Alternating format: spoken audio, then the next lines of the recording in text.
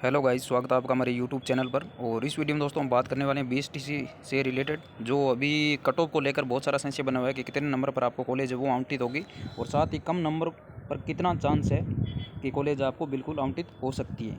तो उसमें आपको सबसे पहले ध्यान रखना है कॉलेजों का चयन है वो किस आधार पर करना है, तो वो आपको इस वीडियो में बताएंगे। और साथ ही आगे जो कॉलेज अलॉटमेंट को लेकर आगे काउंसलिंग से संबंधित तमाम जानकारी हमारे चैनल पर आपको दी जाएगी। तो उसके लिए आपने सबसे पहले चैनल को सब्सक्राइब नहीं किया तो यहाँ जाके चैनल को ज़रूर सब्सक्राइब कर ले, क्योंकि आगे तमाम वीडियो बीएसटीसी से रिलेटेड हमारे चैनल पर आपको मिलते रहेंगे। तो ज़रूर चैनल को सब्सक्राइब कर ले, तमाम साथियों के साथ यह शेयर कर दीजिए।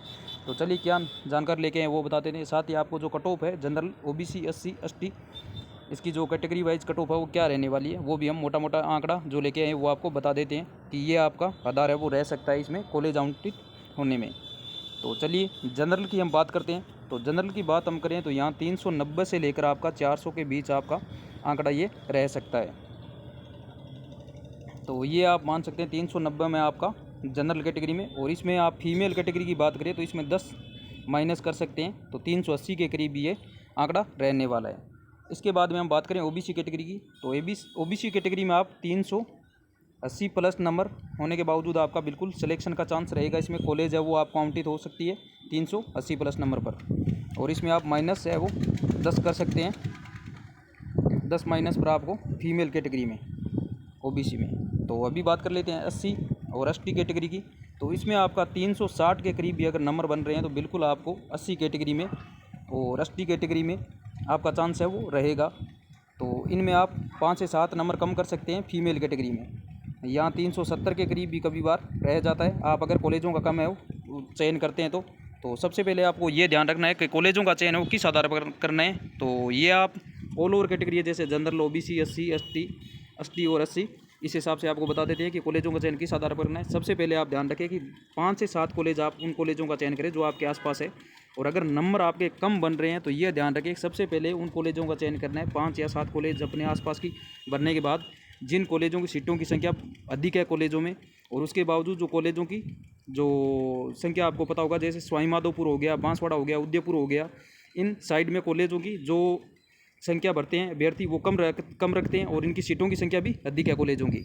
तो ये आप ध्यान रखें सबसे पहले चयन का। तो 5 या 7 कॉलेज भरने के बाद आपके आसपास, उसके बाद में आपके नंबर कम बन रहे हैं तो ये ध्यान रखें कॉलेजों का चयन सबसे ज़्यादा उनका करना है। और बहुत सारे अभ्यर्थी ऐसे भी होती हैं जो कॉलेजों चयन में कम कॉलेज चयन करते हैं, जैसे 30 प्लस कर दी या फिर 20 प्लस करने के बाद ऑल राजस्थान कर देते हैं। तो ये ध्यान रखें कि बीएसटीसी में कॉलेज अलॉट इस आधार पर होती है कि बहुत सारे अभ्यर्थी ऐसे होते हैं कम नंबर होने के बावजूद उनका कॉलेजों में चयन हो जाता है, क्योंकि कॉलेज उसको इस आधार पर आवंटित होती है। जैसे आपको पता होगा पहले कॉलेजों की लिस्ट निकलती है, पहली लिस्ट के आधार पर कि अभ्यर्थियों ने किस आधार पर पहली प्राथमिकता कॉलेजों को दे रखी है, उसके बाद में सेकेंड और उसके बाद में थर्ड। तो ये ध्यान रखें आप सबसे पहले 70 प्लस कॉलेजों का आपको चयन करना है, और उसके बाद में आपको ऑल राजस्थान ये आप कर सकते हैं।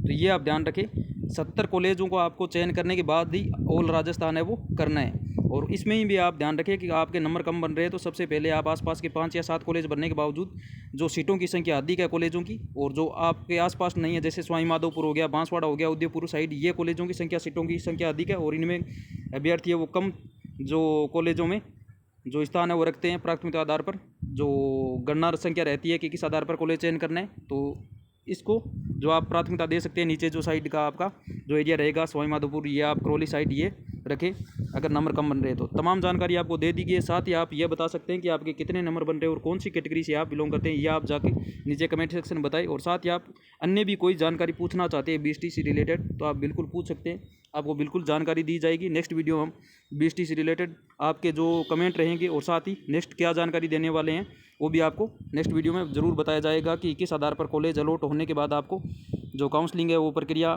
पूर्ण होने के बाद जैसे ही आपको अलॉट होगी कॉलेज, तो आपको काउंसलिंग प्रक्रिया में भाग लेने के बाद कॉलेज में किस आधार पर आपको रिपोर्टिंग करवानी है, और रिपोर्टिंग के बाद आपको कौन से फॉर्म है वो जो आपको साथ में लेके जाने हैं, कौन से कागजात है वो आपको साथ लेके जाने हैं। तो ये आपको आगे के वीडियो में जानकारी दी जाएगी। तो फिलहाल इस वीडियो में इतना ही, मिलते हैं नेक्स्ट वीडियो में। चैनल को सब्सक्राइब नहीं किया तो ज़रूर चैनल को सब्सक्राइब करके अपने तमाम साथियों के साथ ये शेयर कर दीजिए।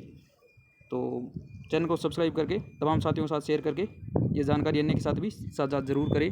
तो धन्यवाद दोस्तों, मिलते हैं नेक्स्ट वीडियो में।